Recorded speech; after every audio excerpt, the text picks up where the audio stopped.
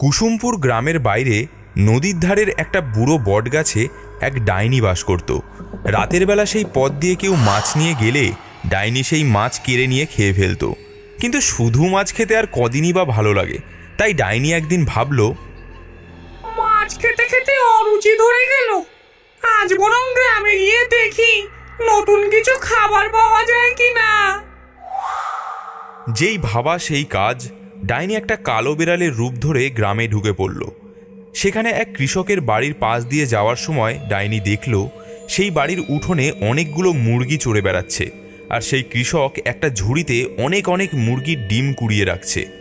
মুরগির ডিম দেখে ডাইনির লোভ হলো। মনে মনে সে বলল, মাছ খেয়ে খেয়ে মুখ পচে গেল, আজ এই ডিম খেয়েই মুখ শুদ্ধি করব। এই ভেবে ডিমের দিকে এগিয়ে যেতেই কৃষক তাকে দেখতে পেয়ে সাধারণ বিড়াল মনে করল। এই এই ভাগ ভাগ।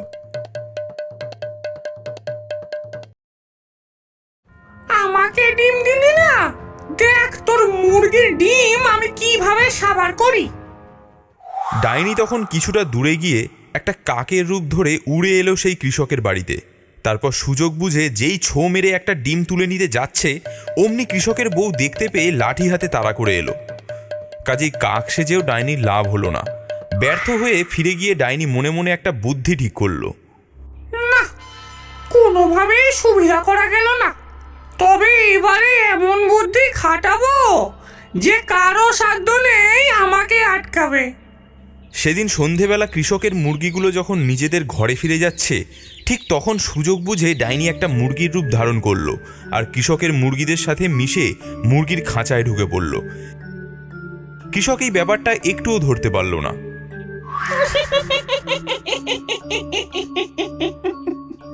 তারপর রাত গভীর হতেই ডাইনি তার নিজের রূপ ধারণ করে একে একে সবগুলো মুরগির ডিম খেয়ে নিল।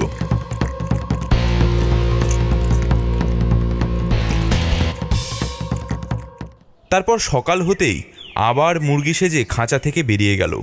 ওদিকে কৃষক রোজকার মতো মুরগির ডিম কুড়োতে গিয়ে অবাক হয়ে দেখল খাঁচার ভেতর একটাও ডিম নেই। সে তখন হতাশ হয়ে মাথায় হাত দিয়ে বসে পড়ল। এই দৃশ্য দেখে মুরগিরূপী ডাইনির খুশি তো আর ধরে না। মনে মনে সে বলল, এখন মাথায় হাত দিচ্ছিস কেন?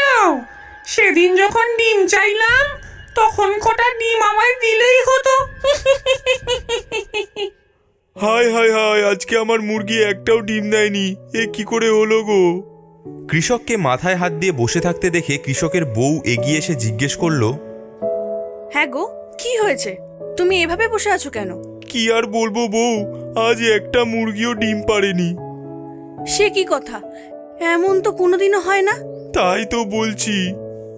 আচ্ছা বাপু, মুরগিদের তো কোনো অযত্নও হয়নি, তাহলে ওরা ডিম দেবে না কেন? সেই তো ভেবে পাচ্ছি না। যাই হোক, কটা দিন ওদেরকে খুব ভালো করে আদর যত্ন করি, তাহলে নিশ্চয়ই ডিম দেবে। সেই মতো পরের কয়েকদিন কৃষক আর তার বউ মিলে মুরগিগুলোকে খুব ভালো করে আদর যত্ন করলো, ভালো ভালো খাবার দিল। কিন্তু প্রতিদিনই সন্ধে হতেই ডাইনি আবারও মুরগির বেশ ধরে কৃষকের মুরগির খাঁচায় ঢুকে পড়ে আর সব ডিম খেয়ে নেয়। এভাবে কয়েকদিন কেটে গেলেও কৃষক যখন দেখল একটা মুরগিও ডিম দিচ্ছে না, তখন কৃষক আর তার বউ দুজনেই ভীষণ ভাবনায় পড়ে গেল। মুরগিগুলো তো একদিনও ডিম দিল না গো। আচ্ছা, এমনও তো হতে পারে যে মুরগিরা ডিম ঠিকই দিয়েছিল। তাহলে ডিম দিলে সেই ডিম কোথায় যাবে? যদি রাতের বেলাতে কেউ চুরি করে নিয়ে যায়? হ্যাঁ, তুমি তো ঠিক বলেছ, এমন তো হতেই পারে। কিন্তু তাহলে উপায়? উপায় আর কি, চলো আজ থেকে রাতে তুমি আর আমি দুজনে রাত জেগে পাহারা দেব। দূর থেকে মুরগির বেশধারী ডাইনিটা ওদের কথা শুনে খুব মজা পেল। যত পাহারাই দিস না কেন, আমাকে ধরতে পারবি না। সেদিন থেকে রাতে কৃষক আর তার বউ রাত জেগে মুরগির খাঁচা পাহারা দিতে শুরু করলো। কিন্তু তারা বুঝতেই পারল না যে তাদের মুরগির সাথে একটা ডাইনিও আছে। সেই ডাইনি প্রতিদিনকার মতো মুরগি সেজে অন্য মুরগিদের ডিমগুলো খেয়ে ফেলল।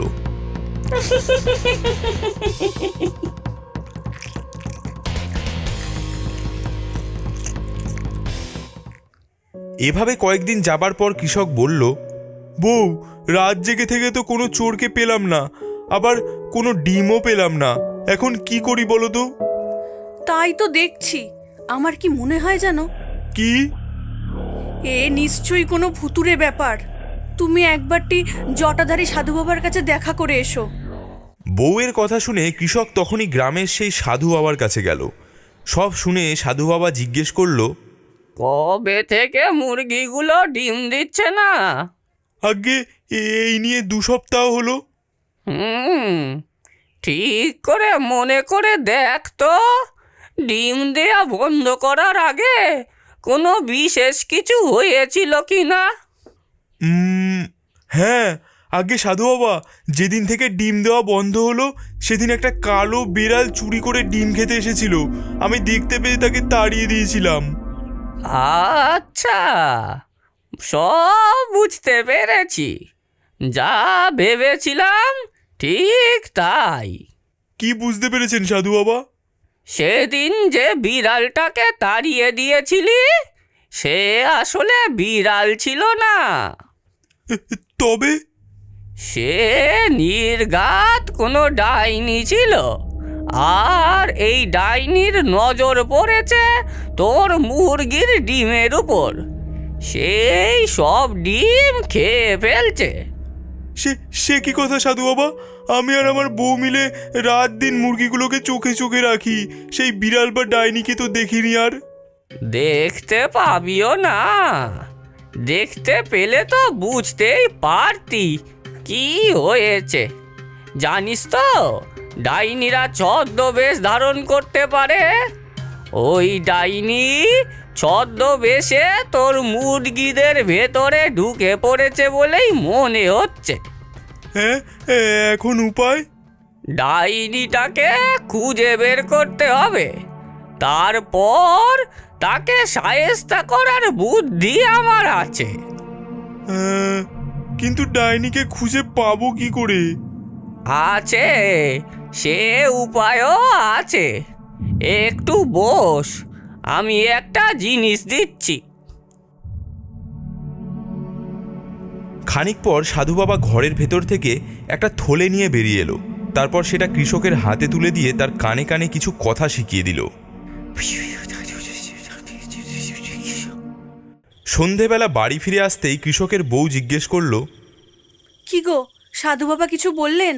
হ্যাঁ গো, বললেন কাল তিনি আমাদের বাড়িতে অন্ন গ্রহণ করবেন, আর তার জন্য ভালো দেখে 2টো মুরগি রান্না করতে।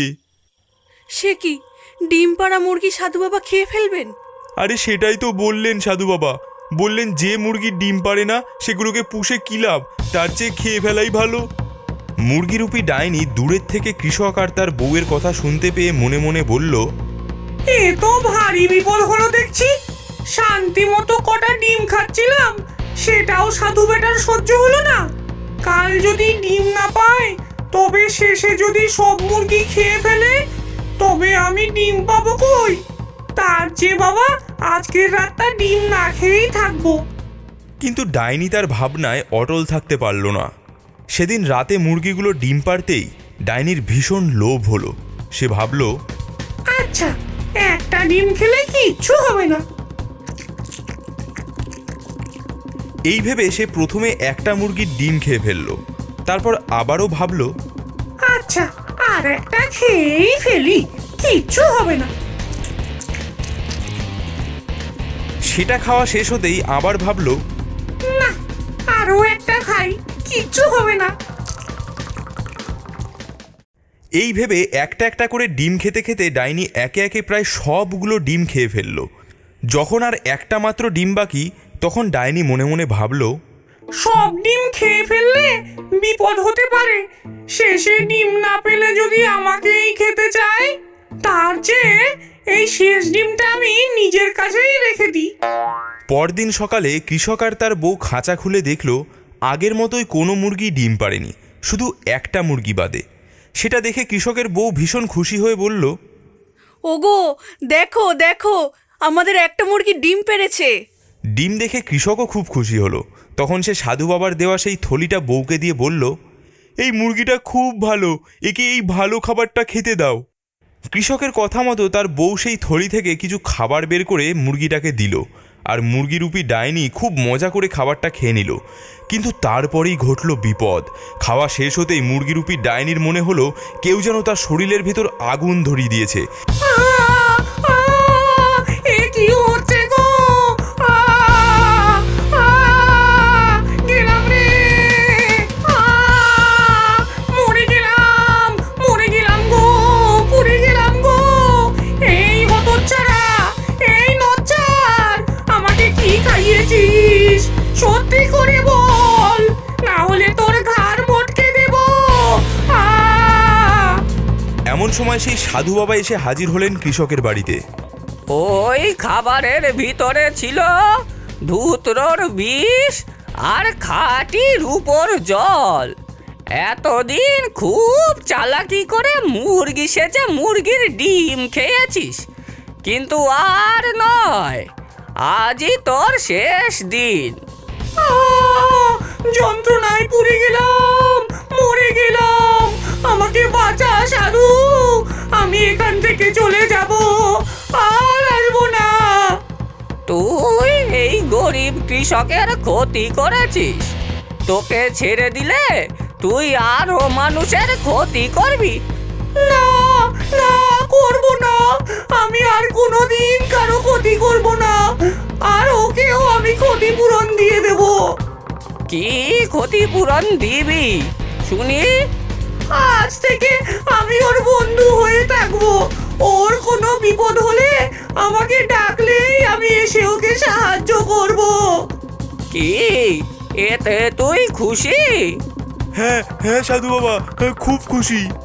এবার তবে আমাকে ক্ষমা করে দে, আমাকে বাঁচা। নে এটা খেয়ে নে, তাহলেই তোর বিষ কেটে যাবে। ডাইনি সেই জলটা খেয়ে নিল আর তারপর সাধুকে ধন্যবাদ জানিয়ে হাওয়ায় মিলিয়ে গেল।